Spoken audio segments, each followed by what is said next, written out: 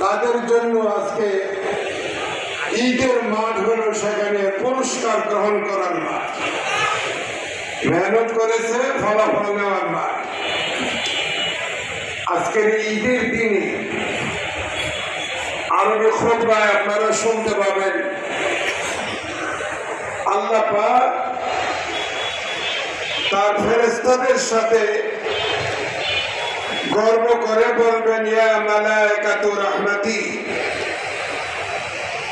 হে আমার রহমতের ফেরেশতাগণ, মা জাযাউ আমিলিন ওয়াফা আমালহু, ওই শ্রমিক সম্পর্কে তোমাদের কি বক্তব্য?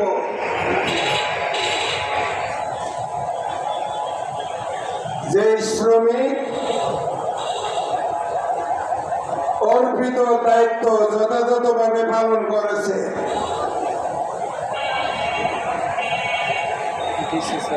শ্রমিক অর্পিত দায়িত্ব যথাযথভাবে পালন করেছে,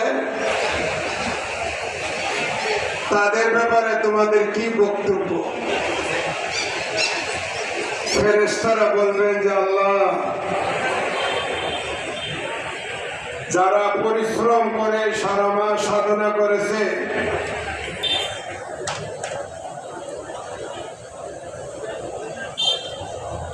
পরিশ্রম করেছে, সাধনা করেছে, তাদের প্রতিদান তাদেরকে দেওয়া উচিত। তখন আল্লাহ রাব্বুল আলামিন বলবেন,